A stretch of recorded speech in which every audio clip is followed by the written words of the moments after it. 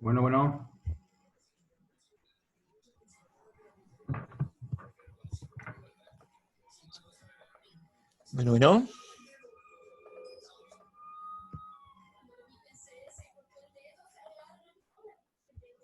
Bueno. Bueno.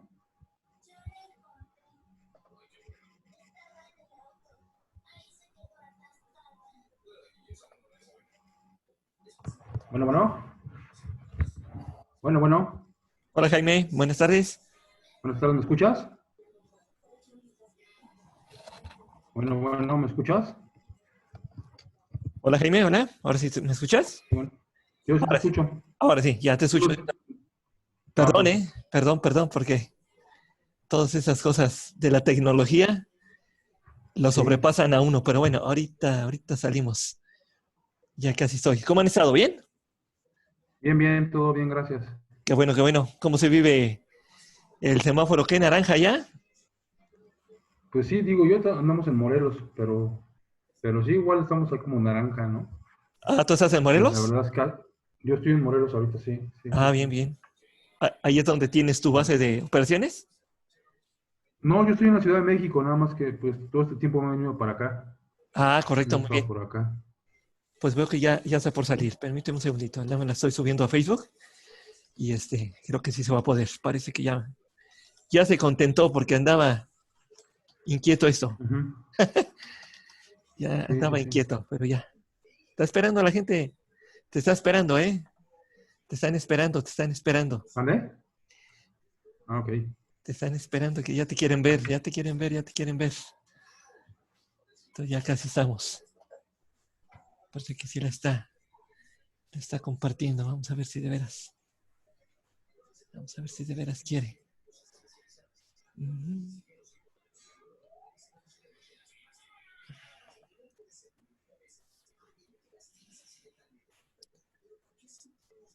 a ver. Ahí estamos, ahora sí. Muy bien, pues buenas noches a todos. Perdón por la demora, problemas técnicos nos detuvieron un poquito para poder estar con ustedes una vez más en un conversatorio, en una plática con personas interesantes que nos pueden aportar mucho en muchos aspectos de la vida, en muchos sentidos. Y pues hoy tengo el gran gusto de tener con nosotros primero que nada, un amigo de Teciutlán, porque es una persona que ha estado aquí en nuestra tierra durante algún tiempo y es muy recordado y muy querido por todos aquí.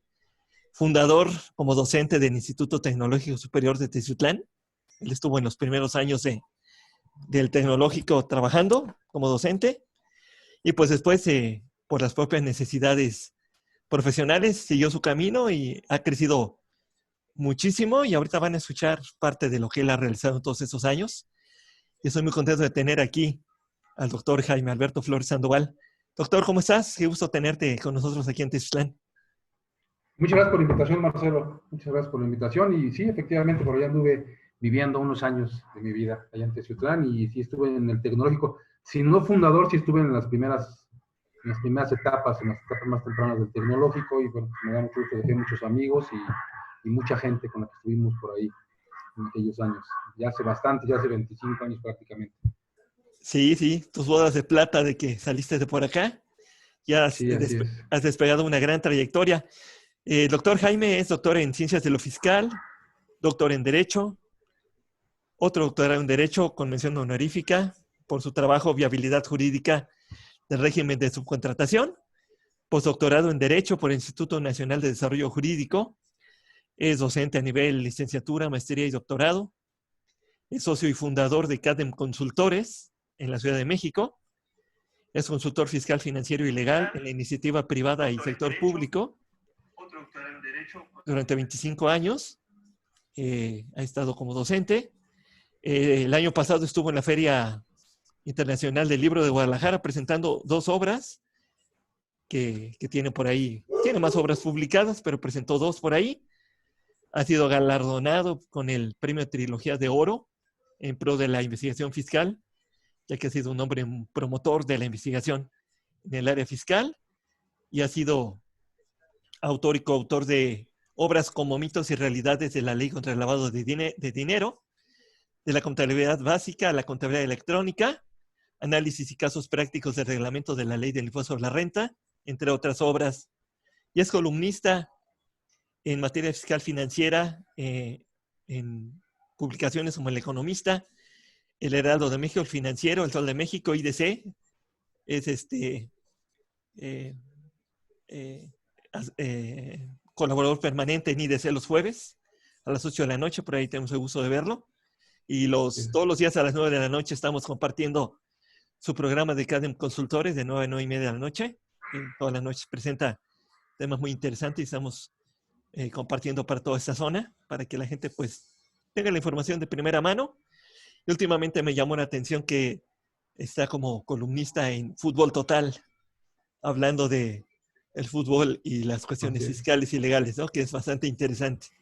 Y ahorita que casi no hay tema con Don Billy Álvarez y Cruz Azul, bueno, hay bastante tema que tratar ahí en ese aspecto, ¿no? Pero bueno, como pueden ver, pues muchas actividades que gracias a Dios Jaime ha podido hacer a lo largo de estos años. Y doctor, te quiero preguntar en primer lugar, perdón, antes de que empecemos, las personas que gusten hacer alguna pregunta, algún comentario para el doctor, pues aquí en el chat de Facebook, por favor, me lo pueden anotar y con mucho gusto estaremos compartiéndole al doctor sus comentarios acerca de la plática que tengamos hoy. Y te quiero pedir en primer lugar que si nos puedes contextualizar en qué situación fiscal se encuentra México en este momento. Sí, pues mira, la situación fiscal de México, a pesar de que se ha dicho que se ha incrementado respecto del año anterior, 2019, 2019 no fue un año de una grande recaudación, la verdad es que no se modificó, no se ha modificado ninguna disposición de carácter fiscal de manera relevante. Las modificaciones que se han hecho, más que modificar el ámbito fiscal en términos de crear más impuestos o de hacer impuestos más complejos, que antes era una moda, ¿no? Cada que cambiaba el sexenio cambiaban los impuestos. De unos años o de unos sexenios a la fecha esto se fue regularizando. Pero más que modificar el ámbito tributario, se ha modificado el ámbito de recaudación. Las modificaciones más importantes habían sido en el Código Fiscal de la Federación, y en particular para 2020 hay modificaciones importantes porque se modifica el Código Fiscal de la Federación para perfeccionar la tipificación de cierto tipo de ilícitos fiscales, como es la coloquialmente conocida como venta de facturas, que propiamente es expedir comprobantes fiscales que amparan operaciones inexistentes o simuladas, y adecuarlo todo a una modificación que hoy incluso podría hacer que una persona que incurre en un ilícito fiscal sea considerado como parte de la delincuencia organizada, que decía es un delito grave que cambia incluso las formas de procesar a los probables implicados. Entonces, quien participa en una operación de estas podría tener la consideración de delincuente organizado, podría considerarse que está lavando dinero, por otro lado, en términos de diversas disposiciones del Código Penal Federal, entre otros. Pero además, y eso es un tema que ya hoy está muy conocido por todos los que estamos hablando, está avisada a toda la gente, además se considera que quien defrauda al fisco pudiera estar implícito en un riesgo a la seguridad nacional, y por consecuencia, además, bueno, pues tener sanciones mucho más severas. Entonces, hoy defraudar al fisco es un tema grave, es un tema delicado, y el no aumento de impuestos ha traído como consecuencia una mayor precisión en el SAT, por necesidad de ir a buscar a los defraudadores fiscales. Entonces, eso es lo que ha cambiado, no estamos recaudando mucho. De hecho, hay por ahí un fondo de estabilización de los ingresos presupuestarios, que se llama así, que es una especie de herramienta reguladora de las probables disminuciones de los ingresos tributarios que pueda tener el país, en donde se creó un fondo, se creó precisamente con la finalidad de que en aquellos eventos, en aquellos años en que no hubiera ingresos suficientes para absorber las cargas que tiene el país de diversos gastos, se hiciera uso de estos fondos de manera emergente. El tema es que de 280,000 millones de pesos que teníamos al empezar 2018, en todo 2019, se consumió prácticamente la mitad de ese fondo. 125,000 millones se lo tuvieron que dar al gobierno porque no estaba recaudando lo suficiente. Nada más para ubicarnos en el contexto de esa reserva que se disminuyó a la mitad en julio nada más, y esto es consecuencia lógica de no haber recaudado lo suficiente, se tuvieron que dar al gobierno otros 20,000 millones de ese fondo.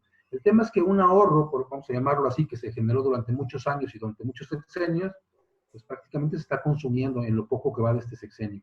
Entonces, ¿cuál es la situación? La situación es que no hay recaudación, hay una consecuencia lógica, en primero porque en 2019 nos fue muy mal en términos económicos, primer año que tuvimos después de muchos años consecutivos de tener incrementos en el Producto Interno Bruto. El año pasado tuvimos una disminución, no nada más no se creció, sino que se decreció, y eso impacta en la recaudación.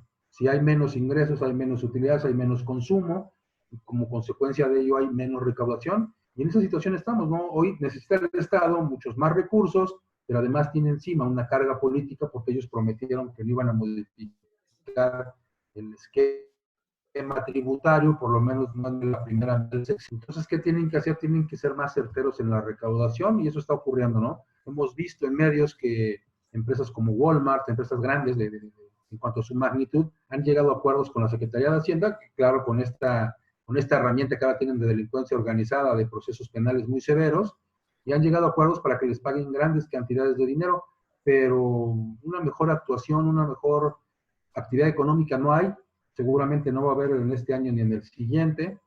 Entonces, toda la recaudación va a venir en función de una actuación más severa por parte de las autoridades, y ni siquiera por estos años, sino por años que ya ocurrieron.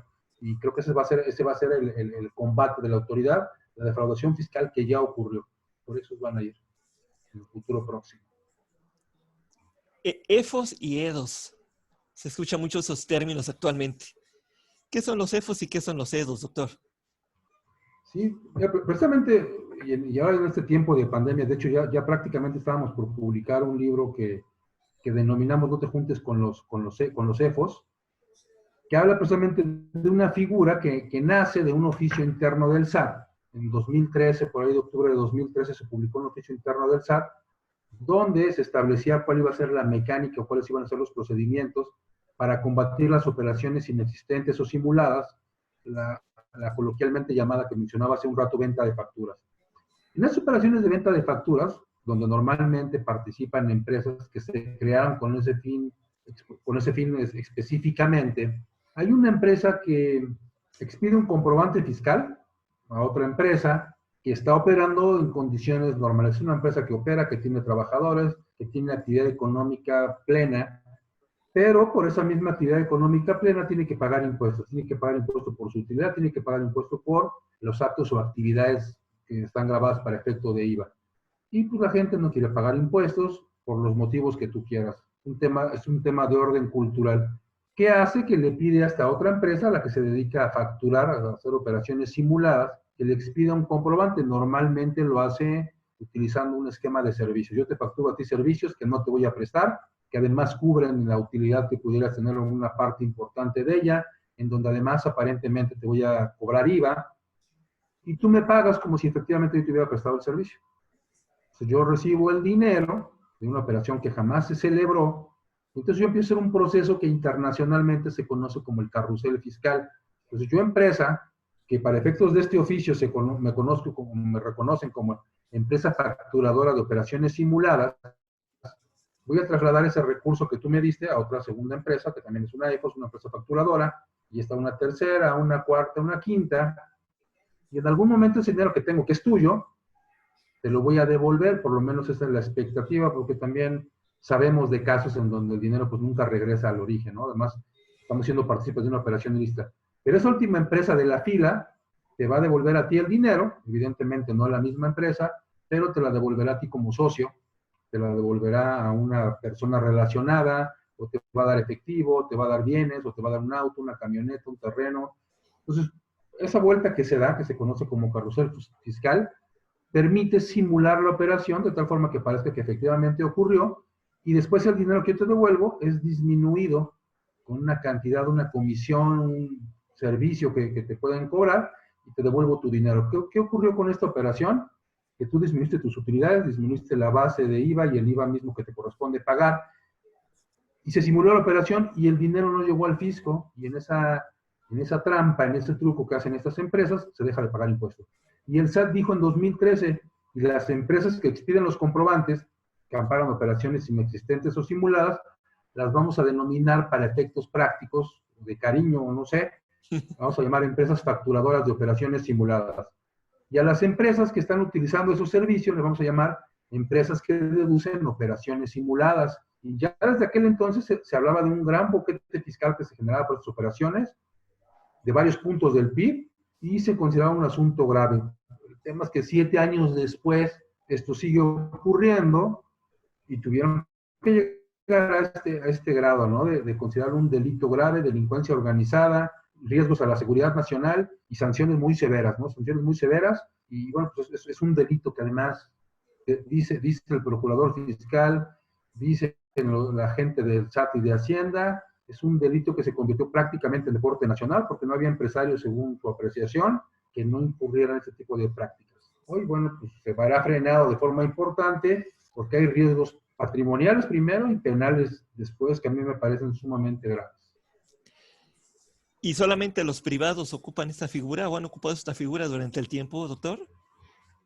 No, de hecho los estudios que dan origen a la iniciativa y después a la reforma fiscal penal para este año, hablan de una realidad total y absoluta.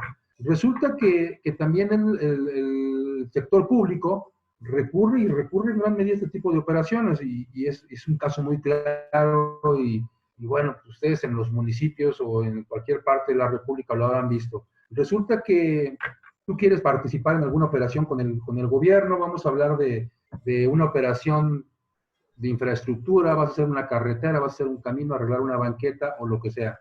Y el costo real de ese servicio a lo mejor es de 10 unidades de lo que tú quieras. Pero te dice la gente del gobierno, si quieres que te la otorgue a ti, a lo mejor me tienes que pagar no 10, sino 15. 10 son para ti, u 11 son para ti, y los otros 5 me los devuelves. Oye, ¿cómo te los devuelvo? Ni te preocupes, dice la misma gente del municipio o de la federación o de los estados, de las entidades federativas, no te preocupes, yo tengo mis empresas, que son unos EFOS, unas empresas facturadas de operaciones simuladas, y ahí le vas a pagar esos 5 que me tocan. Te voy hasta un comprobante fiscal y hacemos la misma operación, el mismo carrusel fiscal, pero lo hacemos en uso de empresas que crearon gente del gobierno y que hacen lo mismo exactamente que en el sector privado. Entonces, no es privativo del sector privado, es privativo del sector público. Diríamos, ocurría en el pasado, pero a mí me parece que sería muy alegre decir ocurrió en el pasado y no ocurre hoy porque pues, hay mucha gente, muchos empresarios que se han manifestado así en diversos medios, en donde dicen, bueno, es que antes incluso le llamaban, es el diezmo, no es el 10%, pero esta gente que llegó no es del 10%, es del 20, del 30 o más. Sí te dan obras, sí te dan trabajo, pero te está costando mucho más caro. A veces tienen tus empresas, o a veces incluso dicen ellos, ¿sabes qué? A mí ni me enteres de cómo, a mí dame mi dinero en efectivo, como los famosos videos, pero ubicados en este sector fiscal, a mí dame mi dinero en efectivo, dámelo como tú quieras, y yo no quiero ni siquiera enterarme de dónde o cómo le hiciste, y entonces evidentemente esa gente tiene que recurrir a operaciones inexistentes o simuladas, pero me parece tiene alto grado de razón quien dice que es un deporte, que fue un deporte nacional, porque efectivamente en el sector público, en el sector privado, se recurrió ampliamente al concepto, ¿no? Tanto es así que está plasmado y es conocido por los legisladores y sus investigaciones y lo pusieron así en la exposición de motivos para la iniciativa de ley de este año. Así es. Entonces, pues, como bien comentabas, doctores, serían cuentas alegres el pensar que esto de la noche a la mañana desaparece, pero sí el esfuerzo se reconoce, ¿no? Que es amplio, que es importante en el sentido de ya combatir, ya parar todo esto, porque realmente era una fiesta, ¿no? Parecía manifestación por parte de todos los sectores público y privado en estar, pues, abatiendo su responsabilidad, porque al final de cuentas es una responsabilidad y esa responsabilidad bien encausada, pues permite que el gobierno realice las obras y las acciones que se requieren para que el país esté, pues, mejor, ¿no? En esa parte. Muy bien. Y Y digo, finalmente hay el esfuerzo, ojalá que ocurra, ¿no? Que esa es la parte importante, que ocurra. sí, Así es. exactamente. Y esas noticias que se han escuchado en los últimos días de que el SAT recaudó bastantes miles de millones de pesos de empresas que tenían canonjías, ¿no? Que tenían privilegios y que ahora sí los han obligado a alinearse, ¿no? Y meterse al orden para pagar sus contribuciones. Bueno, lo que tú comentabas, ¿no? Están yendo al pasado, ¿no? Así es, así es. Sí, están Totalmente. cobrando impuestos, no de una actualidad que no genera recursos, sino de un pasado que seguramente tiene ahí bastantes pecados, ¿no? Tanto del sector público como del sector privado. El tema que a mí no me parece correcto es que en muchos de los casos sí nos encontramos con que el tema es selectivo, ¿no? A estas empresas sí, a estas empresas no. O sea, tendría que ser, y eso en aras de abatir efectivamente la corrupción, tendría que ser un tema de carácter general. Eso es lo que sería lo más adecuado, me parece a mí. Y con una caída del PIB tan grande que ha tenido México, una caída de empleos formales e informales, ¿cómo observas el segundo semestre que estamos corriendo en México? ¿Cómo vamos a cerrar el año? Y mira, respecto del PIB, el año pasado, o sea, decir, por ejemplo, y ha sido una manifestación política, que íbamos tan bien y que ahora a partir de la pandemia vamos mal, también sería mentir, ¿no? El PIB se redujo el año pasado, más allá de no crecer, hubo una disminución que no llegó quizá ni a medio punto porcentual, pero finalmente una reducción en el Producto Interno Bruto implica una reducción de muchas cosas, ¿no? La producción que haces internamente en el país de bienes y servicios, pero también los ingresos de las familias, pero también la posibilidad de que el gobierno esté haciendo recaudación.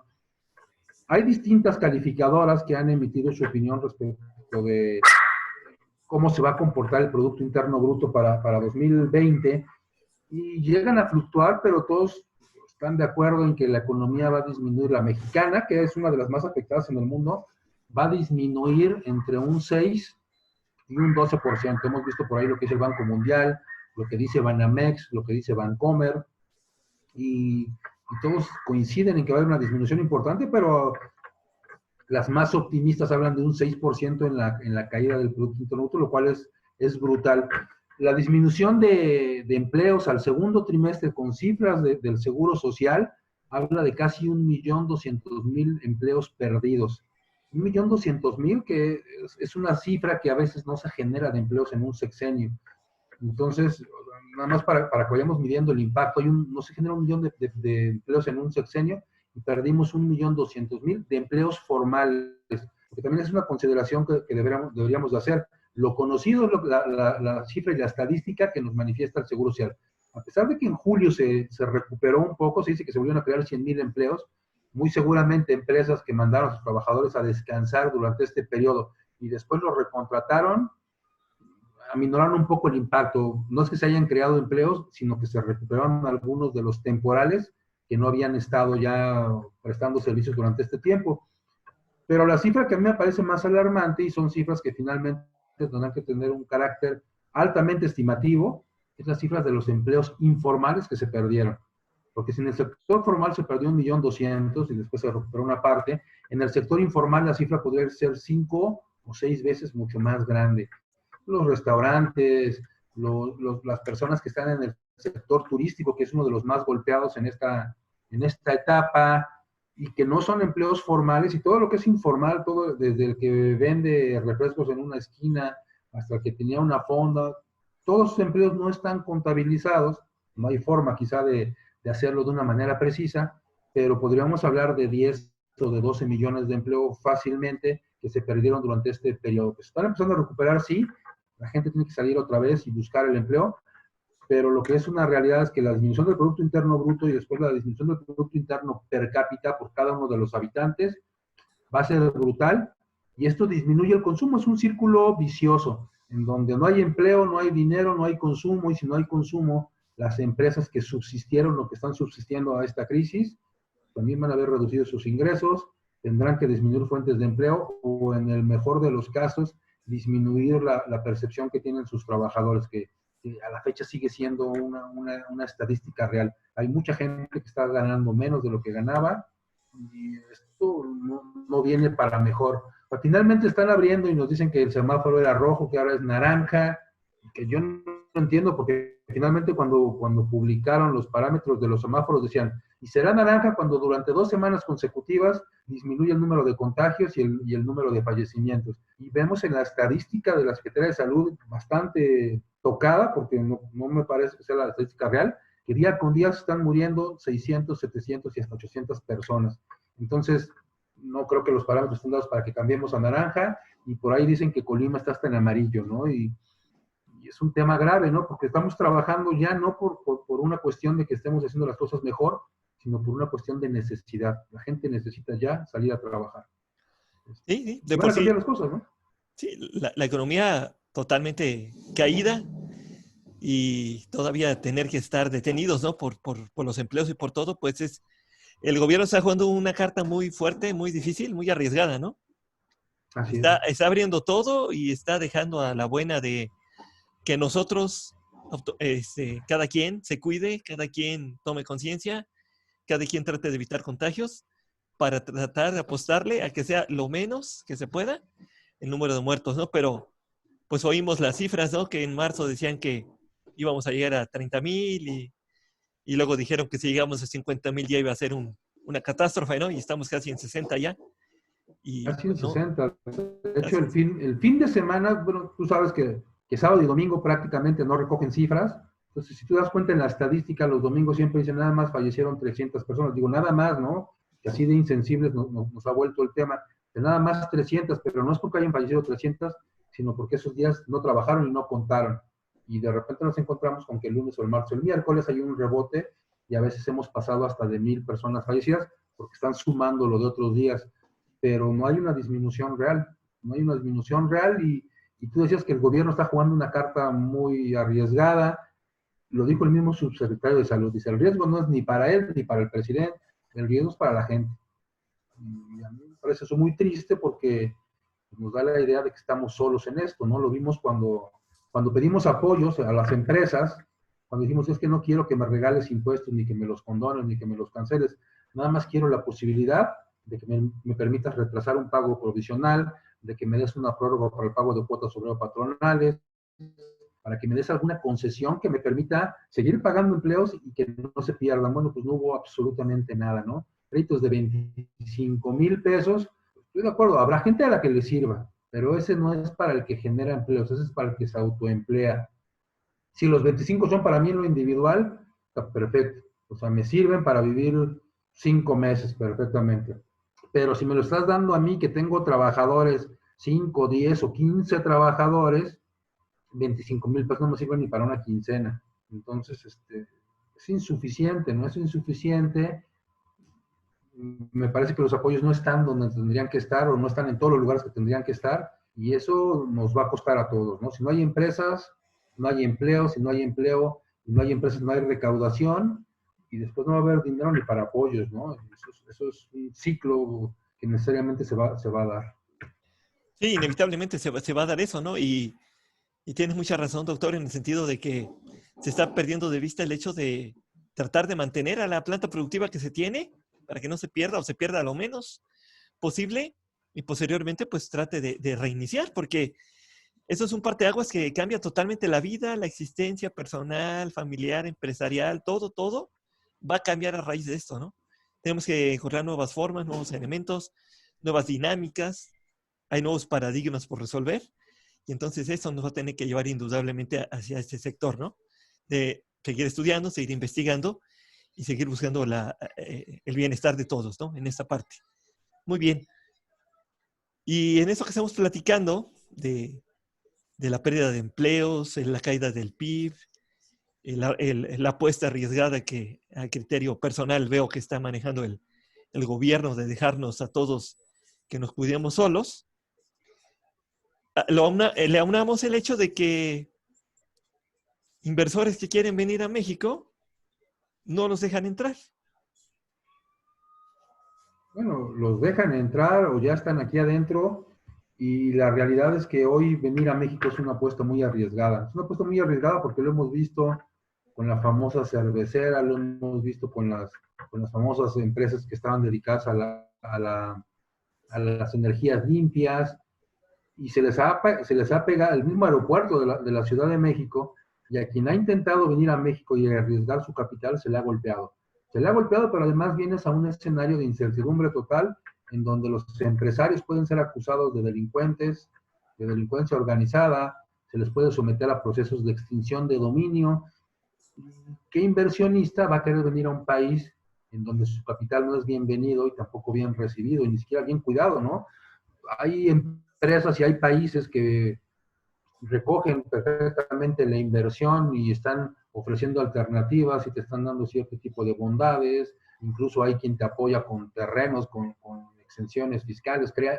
La llamada es muy sencilla, ¿no? Ven a crear empleos, ven a ayudarme a fomentar la economía. Y nosotros, por el contrario, estamos diciendo aquí, vas a venir a invertir sin una certidumbre de que vas a poder progresar y vas a poder avanzar en este tipo de temas. No es que las calificadoras sean calificadoras neoliberales, es simple y sencillamente que la calificadora tiene esa función, establecer si en un país es adecuado o no adecuado venir a invertir, si están las condiciones económicas, políticas, sociales para hacerlo. Y pues hoy nuestro país está a punto de perder todos sus parámetros que durante muchos años desarrolló. México siempre fue un destino muy atractivo por muchas condiciones, por la ubicación geográfica, por la cercanía con Estados Unidos, incluso a pesar de un esquema fiscal que ya hoy tiende a ser oneroso.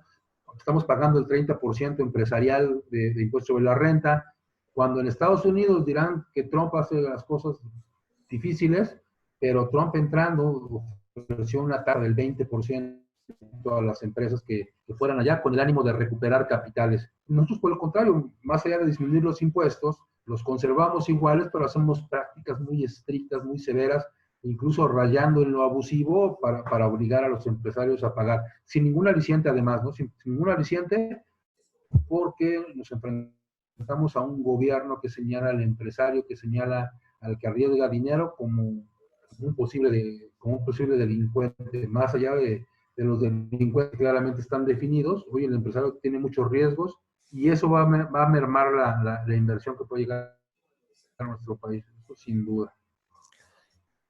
¿Nos podrías comentar brevemente en qué consiste la extinción de dominio? Porque por aquí no se ha escuchado mucho. ¿Nos podrías compartir un poquito qué es esto? Sí, la extinción de dominio es una figura que preponderantemente para aquellos grupos delictivos, para aquellos que son considerados como parte de la delincuencia organizada, para aquellos que participan en actividades ilícitas severas, y que en virtud de esas actividades ilícitas que llegan a realizar, pueden ser objeto de quitar la propiedad de determinados bienes. Por ejemplo, cuando alguien participa en una actividad vinculada al narcotráfico, me hago de unas casas, me hago de edificios, me hago de cierto tipo de bienes, incluso del dinero mismo, y descubren que después a través de esos bienes, que pueden ser mis oficinas, que pudiera ser el centro de distribución o que podría ser un señorío de aquellas cosas, que con mis bienes llevando a cabo actividades ilícitas, bueno, pues el Estado, en esa consideración de delincuencia organizada, podría llegar a decirme, someterme a un juicio de carácter civil, en donde dice, como eres un delincuente y como estás utilizando bienes que son producto de tu actividad delictiva a partir de delincuencia organizada, te extingo el dominio. ¿Qué dice que te extingo el dominio? Te sustraigo ese bien de tu propiedad, ya no es tuyo, te lo quito. El tema es que, bueno, pues hoy en la consideración de que la defraudación fiscal puede ser considerada delincuencia organizada, van a decir, esos bienes que tú tienes afectos a tu actividad, son parte de tu actividad delictiva, te quito el dominio, te quito la propiedad. Una especie de expropiación que se lleva a cabo de los bienes. Y no es nada más con la defraudación y la delincuencia. O sea, por ejemplo, yo podría estar rentando un bien, no hice adecuadamente los contratos para estar rentando este bien, y entonces en el lugar en donde tendría que estar mi inquilino, mi arrendatario viviendo o usándolo como local comercial, a lo mejor de noche se llevan a cabo actividades delictivas, entonces venden droga o secuestraron a una persona y lo utilizaron de casa de seguridad, y yo no tuve ni el cuidado ni la previsión de haber hecho un buen contrato, de haber estado vigilando qué hacía mi inquilino. Llega la autoridad, se dan cuenta que estaban secuestrando gente, y a lo mejor sin enterarme siquiera, me extinguen el dominio del bien. Hasta ese grado podría alcanzar el concepto, ¿no? Por ejemplo. Y Ok, hoy, muy bien. bueno, hoy se identifica plenamente con esquemas de defraudación fiscal, lavado de dinero y todo esto, la venta de facturas y todo este tipo de conceptos que que vienen a hacer un cambio, decías tú hace rato, de paradigma en nuestro ámbito fiscal. Así es. Y una figura que también ha estado muy perseguida en los últimos tiempos es el outsourcing, la subcontratación. ¿Tú cómo perfilas la subcontratación con todo esto que está pasando en México? Sí, a mí me parece que hay una correlación injusta entre un concepto outsourcing y subcontratación. La subcontratación es un régimen que nace en 2012, contemplado así en la Ley Federal del Trabajo, en donde se establece que la subcontratación existe cuando hay una persona que se llama contratista que con sus trabajadores ejecuta obras o presta servicios en favor de otro que se llama contratante.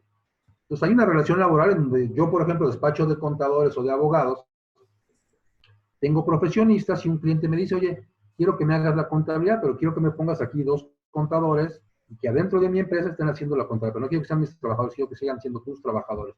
Entonces yo del despacho mando a esos 2 contadores, hacen la contabilidad, calculan los impuestos y son mis trabajadores, pero hacen la contabilidad de mi cliente. Esto es subcontratación. Cuando hablamos de outsourcing, incluso el término es un término anglosajón, el concepto puede comprender más cosas. Por ejemplo, si yo, por ejemplo, soy una empresa de tecnología, de estas que hoy se dedican a vender productos alrededor del mundo, yo no tengo un solo camión, yo no tengo un solo trabajador que pueda ir a hacer la entrega. Entonces, ¿cómo reparte, por ejemplo, Amazon o cómo reparte cualquiera de estas empresas de Alibaba o de lo que sea? Bueno, pues lo que hace es que en cada país contrata en México a Estafeta o a UPS, HL, y entonces ellos con sus camiones hacen las entregas de los productos que yo vendo. Eso es outsourcing.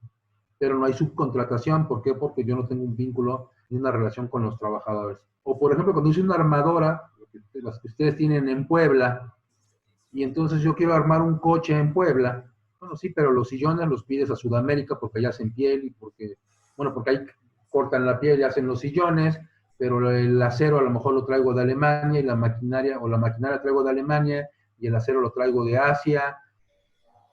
Cada parte que me van enviando es outsourcing. ¿Por qué? Porque está recurriendo a fuentes externas. O la maquila, que también es tan ampliamente desarrollada en Techiutlán de toda la vida. Pues a mí me mandan el hilo, me mandan la tela y yo aquí hago el proceso de maquila, el proceso de ensamble, el proceso de cosido y se lo devuelvo a la gente. Eso también es outsourcing, pero tampoco hay subcontratación. En uso de esquemas parecidos, pues hay mucha gente que ha simulado relaciones laborales. Entonces dice, bueno, tú págame a mí para que yo le pague a tus trabajadores. Oye, ¿cómo les vas a pagar a mis trabajadores? Yo me ocupo de eso. Ya veré si los convierto en un socio de una cooperativa, o si les pago a través de un sindicato, o si les pago a través de figuras simuladoras que me permitan hacerle llegar el dinero al trabajador, disfrazando la relación que tenemos laboral de cualquier otra cosa. Y entonces ya no le retengo al trabajador, y entonces te expido un comprobante que para ti es deducible, que el IVA es acreditable, y entonces se simulan operaciones, outsourcing, fuentes externas, pero no es subcontratación laboral. La subcontratación laboral se caracteriza particularmente porque hay una relación laboral, porque yo te reconozco a ti como trabajador, porque te inscribo al Seguro Social y porque te pago nómina. Pero en las se simulan operaciones, se dejan de pagar contribuciones, no le pagan al Seguro Social o le pagan cantidades menores, y entonces le deja de llegar dinero al Estado, tanto por las cuotas como por las retenciones. Pero además, el salario se ve afectado, las posiciones laborales están precarizadas, es decir, disminuidas en sus derechos reales. Eso es lo que no le gusta al Estado, porque además se dice, está hermanado el concepto de outsourcing o de esquemas agresivos de sustitución patronal que le llaman, está hermanado con la venta de facturas famosas. Entonces, eso es lo que persigue hoy el SAT, pero en la confusión y a veces en el desconocimiento dicen, pues es lo mismo, ¿no? Porque la única que tiene características localizables es la subcontratación, y a esa vamos a perseguir. Incluso por ahí me tocó estar en un par de parlamentos abiertos, uno en el Senado y otro en diputados a finales del año pasado, porque se estaba discutiendo una iniciativa que básicamente pretendía criminalizar la subcontratación y perseguirla como se persigue la venta de facturas, y por ahí estuvimos platicando y exponiendo este mismo punto, ¿no? O sea, ¿por qué diferenciar una cosa de la otra? Y sí perseguir los esquemas agresivos, sí perseguir a quien defrauda, pero la otra es una forma ideal para para crear trabajos, y hoy se tiene que conocer mucho más. Hoy necesitamos empleos. O sea, no es cierto, perdón, no es cierto para quien considere que sí, no es cierto que se van a crear 1 millón de empleos de aquí a que terminemos el año, es imposible. Y hay cosas que están diciendo que se van a crear empleos y no son empleos. O sea, las becas de jóvenes construyendo el futuro, los créditos Infonavit y todo eso que se considera como empleo, no es empleo. Hay que buscar esquemas para generarlo porque va a ser una necesidad de primer orden para que el país empiece a levantarse, generar empleos. Pues es una tarea bastante complicada la que le tocó vivir al gobierno actual. Yo, como digo, sea del color que sea o de la corriente que sea, este hecho inédito, involuntario, pues a cualquier gobierno lo ha puesto a sufrir, y la tarea es bastante complicada, ¿no? Y aquí es donde los estudiosos como tú, doctor, tienen que tomar la bandera, la pauta, y pues a fin de cuentas expresar opiniones, ¿no? Y expresar posibilidades. Veremos si los gobiernos toman en cuenta lo que se les comenta, ¿no? Porque al menos yo creo en Estados Unidos y países desarrollados, pues sí toman en cuenta a los colegiados, ¿no? Los escuchan lo que les proponen. Y normalmente es una característica de los países desarrollados. Un país desarrollado además tiene una estadística muy clara y muy vinculada, ¿no? El crecimiento del Producto Interno Bruto está vinculado a la educación, al nivel de escolaridad académico que tiene la gente que vive en él.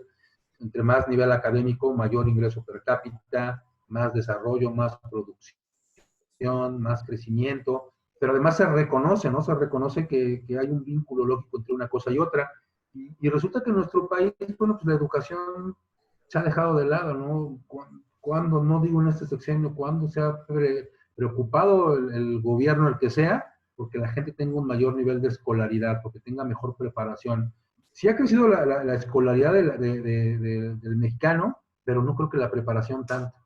O sea, creo que incluso las generaciones que hoy tenemos, tú que te dedicas a la docencia también, la gente que estamos en este ámbito, hoy nos encontramos, yo daba clases allá en el TEC de Teciutlán hace 25 años, y tenía cátedras y tenía clases de intercambio, ¿no? Intercambio en donde es pero es una aportación, un intercambio y una discusión y un debate que es precisamente el ámbito de la escolaridad que esperaría uno a un nivel de licenciatura.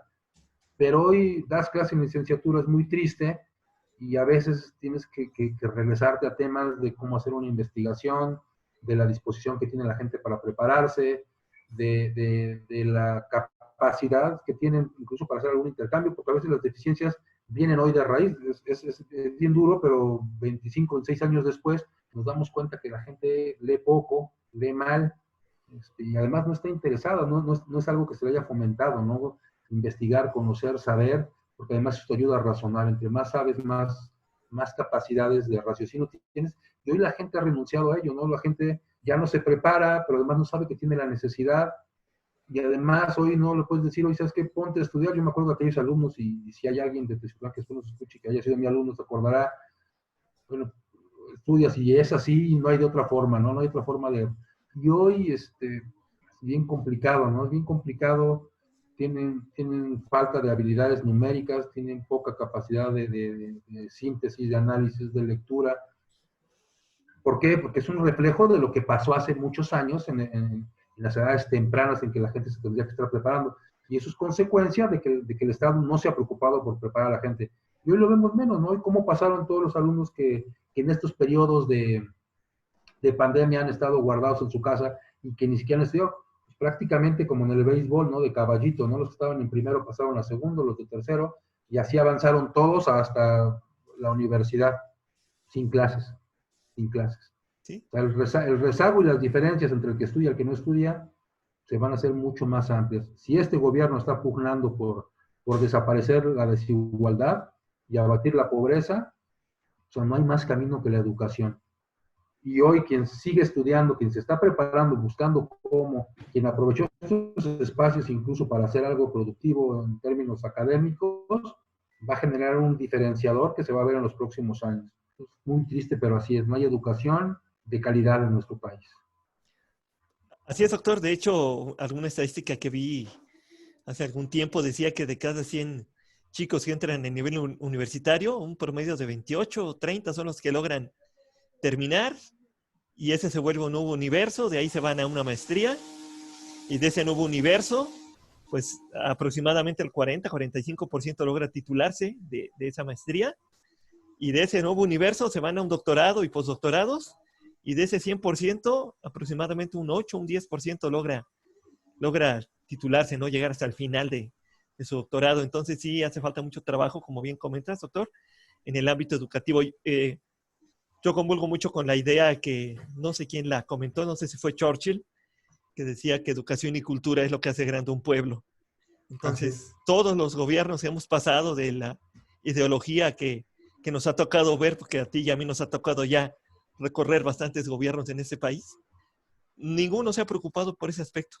Todos han estado enfocados a mantener a la gente ignorante, porque si la mantienes ignorante, la puedes manipular, la puedes mover, y es una realidad.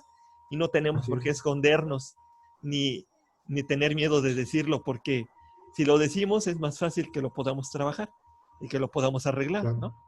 Poner claro, la semillita para hacerlo. Y con todo este escenario que tan amablemente nos has propuesto, doctor, ¿cómo ves a México en el 2021? ¿Cómo lo perfilas?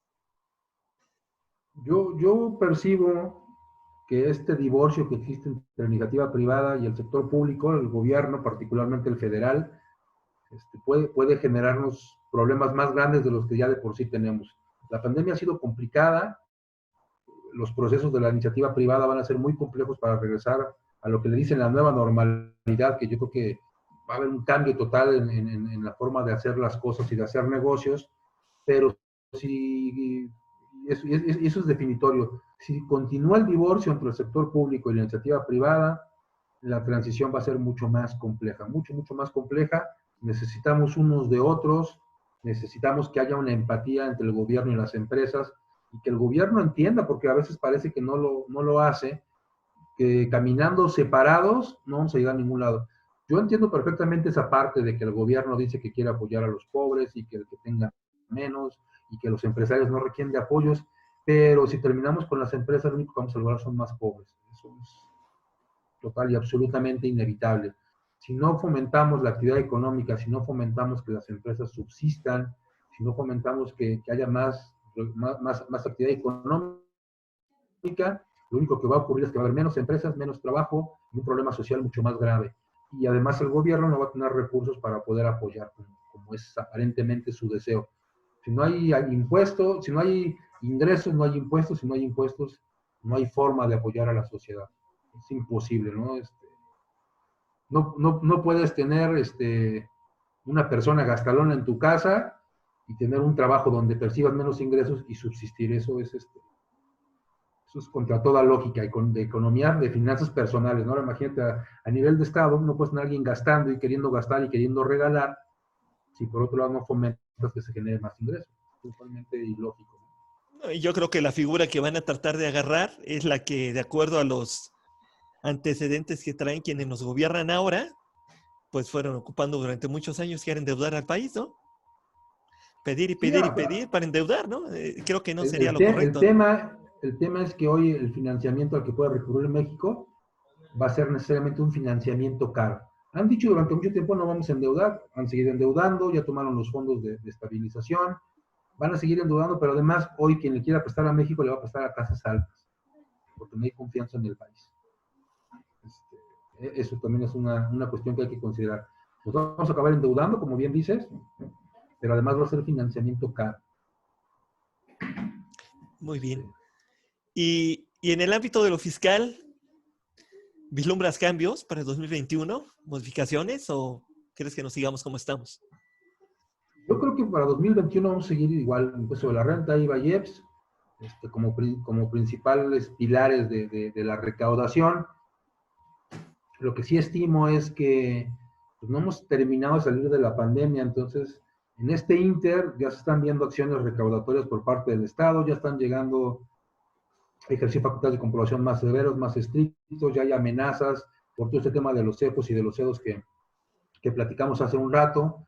O sea, ya hay muchos requerimientos, ya hay muchas consecuencias de haber participado en este tipo de operaciones. Entonces yo creo que el cambio importante va a ser una fiscalización mucho más estricta, mucho más severa, mucho más asertiva también, porque si estás de acuerdo, pues cada vez el SAT tiene más información y entre más información, y eso es un refrán conocido, la información es poder y el SAT cada vez tiene más información y por consecuencia va a tener más poder. Entonces su fuerza recaudatoria se va a incrementar. El tema es que también, como también se dice, pues no le puede sacar agua a las piedras, ¿no? Entonces, si la actividad económica viene a menos, así hayas defraudado, así haya pasado lo que sea, pues no va a haber de dónde sacar y entonces el tema se vuelve un riesgo patrimonial para empresas, para contribuyentes, para representantes, para socios, para todos. Entonces, eso es, pero a mí me parece grave, ¿no? Pensar en ya recurrir a extracción de bienes, a ejercicio de facultad de comprobación, a criminalización del concepto, me parece grave, ¿no? En un país en donde además a los delincuentes no se les persigue. Ahora los delincuentes más perseguidos van a ser los empresarios. Ese va a ser un tema para el próximo año. Lo estamos viendo ahorita, ¿no? Con toda la información que está fluyendo de por ahí un pajarito cantador que consiguió el gobierno, ¿no? Para entretenernos. Y ese pajarito cantador Sí, está dando mucha información. pues sí, pero información, que no pasa nada, ¿no? O sea, de delitos que ya prescribieron, de gente que no tiene la importancia que todo el mundo espera. Mientras estaremos entretenidos, pero lo realmente grave no se atiende, ¿no? Lo realmente importante no se atiende. Y ese es un tema de primer orden que tendríamos que estar visualizando en primer término.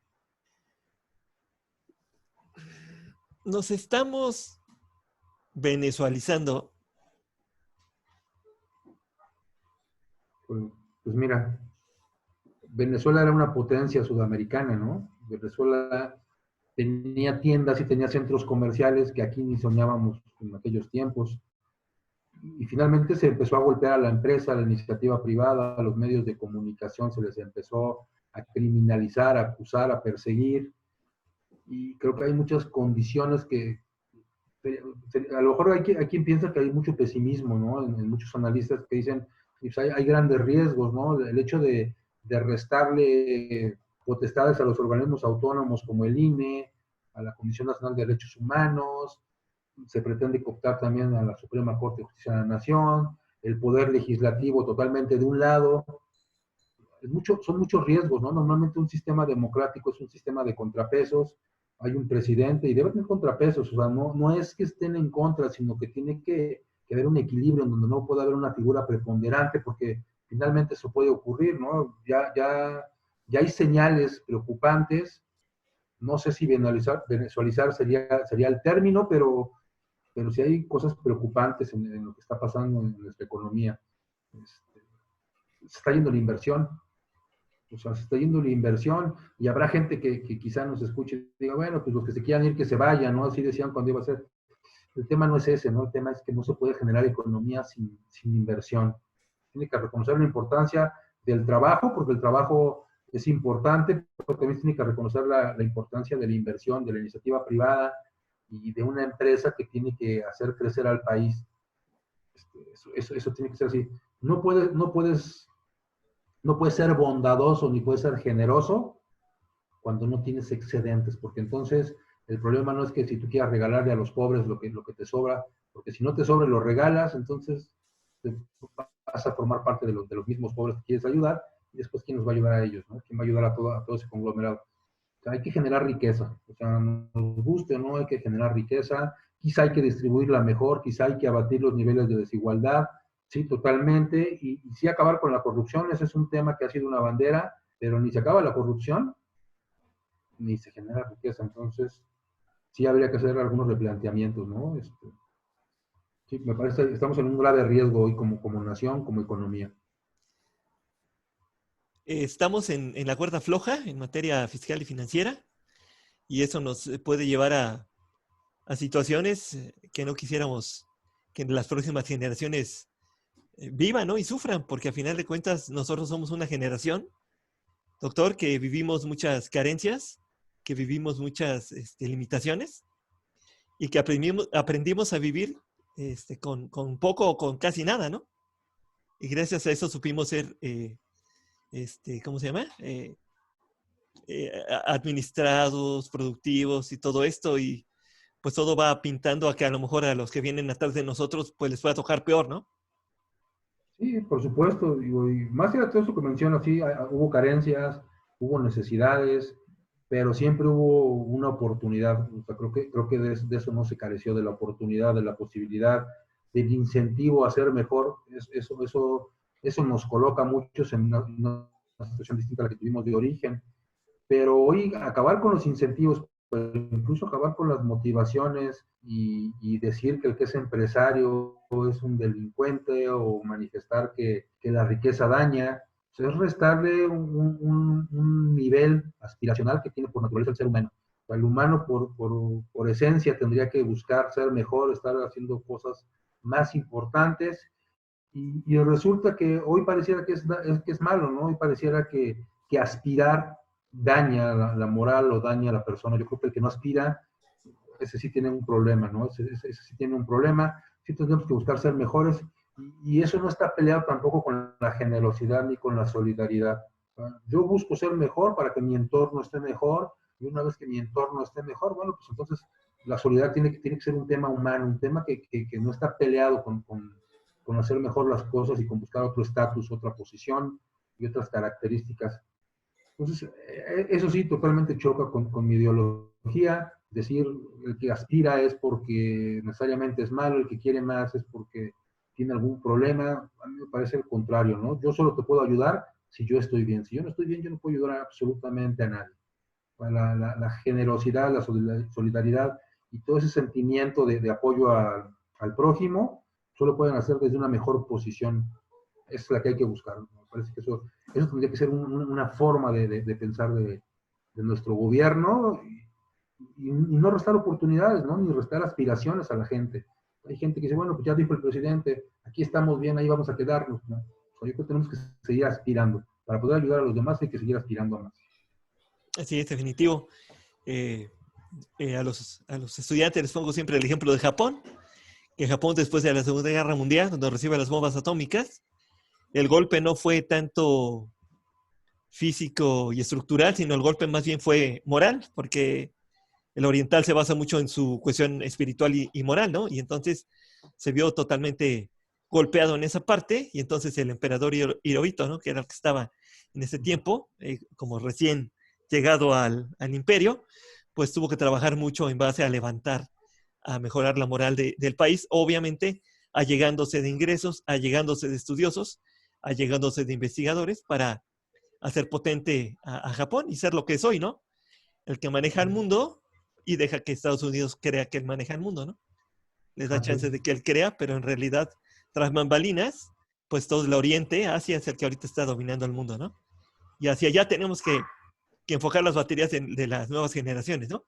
Que tengan esa posibilidad. Así es, así es. Cadem Consultores, ¿a dónde los pueden encontrar, doctor? Pues así tal cual, en redes sociales Cadem Consultores, Infocadem Online, que es donde estamos transmitiendo el programa todos los días entre semana, de lunes a viernes, de 9 y media, 9:40 de la noche. Y nuestra página cademconsultores.com.mx. Hacemos consultoría, capacitación, defensa fiscal. Pues estamos aquí para apoyar a la empresa, ¿no? Que básicamente pues, somos generadores de ideas, es lo que nos ha permitido estar en el mercado, así es. Así es. Y con más del 90% de empresas en este país que son MIPYMES, el reto es bastante amplio ahorita para tratar de lograr que se pierdan las menos que se pueda, ¿no? Es un trabajo bastante complejo y seguramente CADEM Consultores, pues es una buena opción para que todos puedan acudir a ellos y les dé la asesoría que se requiere para lograr, pues llevar lo que debe de ser y salir adelante, ¿no? Doctor Jaime, te agradezco mucho la oportunidad de platicar contigo, tu tiempo. Yo sé que eres un hombre muy ocupado y nos has regalado para toda esta zona, para esta región, la oportunidad de platicar y escucharte. Ojalá y en un futuro no muy lejano, pues se pueda repetir la experiencia de tenerte y de que nos compartas otros aspectos, otros elementos, porque nos hace mucha falta escuchar a gente preparada y tú eres una gente muy preparada. Que Dios te cuide, cuídense mucho. Muchas gracias por la invitación, Marcelo, y a la gente que nos estuvo siguiendo, que nos vaya a ver posteriormente, porque en esto de los medios, bueno, pues en cualquier momento te pueden ver, no hoy, mañana, puede ser cualquier otro día. Muchas gracias por la invitación y qué bueno que habrá este tipo de espacios, porque no, pues finalmente hay que aprovecharlo, comentamos en la plática, hay que aprovechar este resguardo, estas tecnologías, esta nueva forma de comunicar, y te agradezco mucho, me da mucho gusto bueno, que estés haciendo esta labor. Muchas gracias por la invitación y estoy a tus órdenes, por supuesto, cuando se ofrezca. Aquí estamos para servirles y para apoyarles. Muy bien, doctor, muchas gracias. Pues a todos los que nos hicieron favor de estar presentes, ya sea en vivo o en repeticiones, que se va a ir repitiendo continuamente quien encuentre el programa. Esa es la bendición de Facebook, ¿no? Que en cualquier momento lo pueden volver a ver y eso es lo que nos ayuda. Pues ahí estaremos siempre pendientes para ayudarlos. Como bien lo dijo, en una oportunidad no muy lejana, pues volveremos a tener al doctor Jaime con nosotros platicándonos otro tema muy interesante para ustedes. Desde Teciutlán, Puebla, México, para el mundo, digo yo, como siempre digo, estamos listos, estamos preparados y estaremos en estos próximos días presentándoles a más personajes relevantes como el doctor Jaime Flores para que puedan, pues, como les dije, la idea de este espacio es aportar conocimiento, aportar ideas, aportar un poco de tranquilidad, de paz, de relajación y de estudio, ¿no? Porque pues tenemos que estudiar, como bien dijo el doctor Jaime, hay que prepararnos, no tenemos de otra. El que se prepara en esta vida es el que va generando sus propias oportunidades. Que Dios te bendiga, doctor, a ti y a tu familia, a tus colaboradores. Cuídense mucho, por favor. No salgan si no es necesario. Y nos estaremos saludando muy pronto y a las 9 de la noche estaremos transmitiendo Infocadem online en las redes de sus servidores. Estén pendientes. Gracias. Una bonita noche. Cuídate. Que Dios te bendiga. Hasta luego. Buenas noches. Que estén muy bien. Hasta luego. Gracias a todos.